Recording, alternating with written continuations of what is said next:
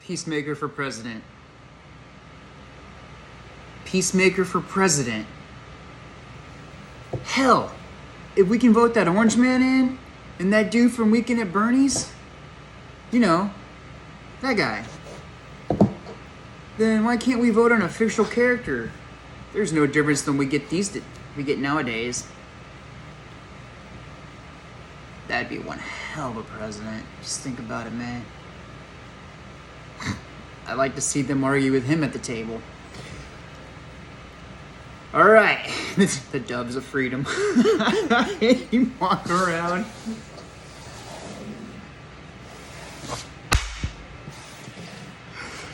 All right. Let's get serious on this.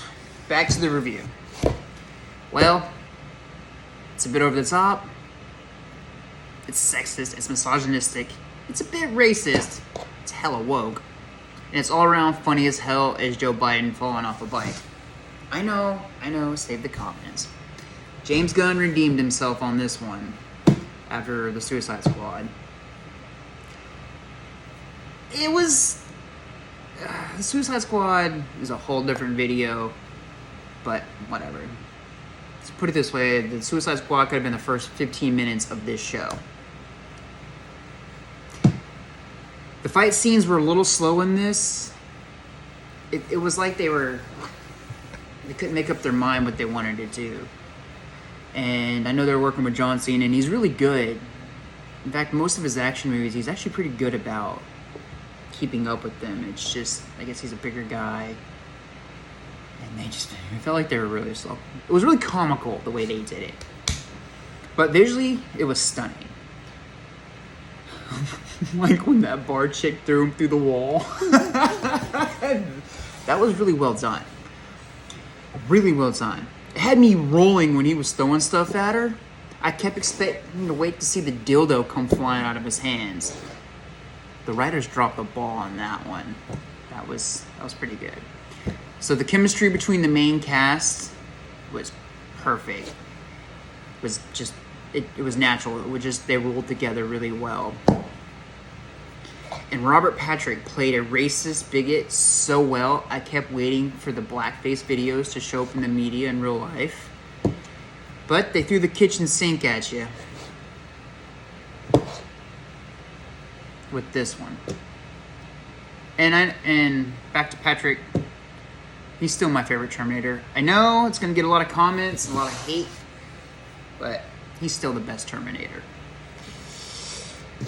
The way he played that role, the father in this, was... I don't know how he did it, and the hairstyle. I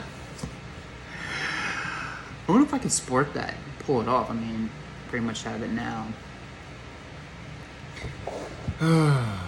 But back to the show. John Cena was the perfect pick for this role. He was huge. He's got that comical appeal to him, and a bit serious.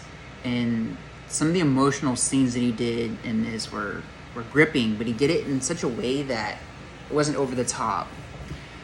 Except for the scene when he was getting drunk. And the dancing. I mean, these got some moves.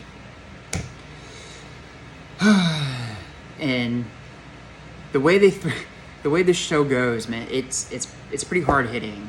Like I said, they throw the kitchen sink at you, like when they chainsaw the bear.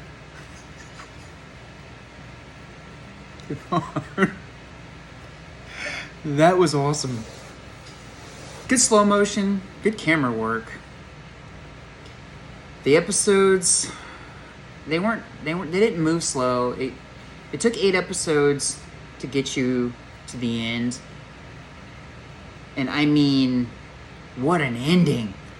I mean, all the things that we saw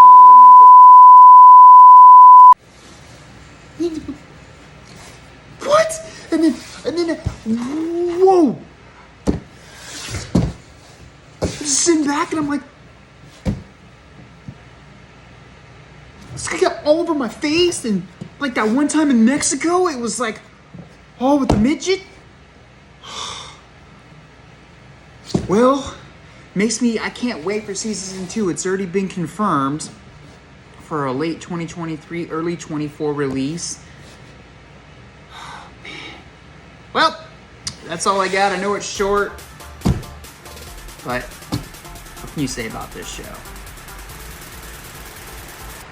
Just let the doves of freedom fall, man. Peacemaker for president. You guys stay safe.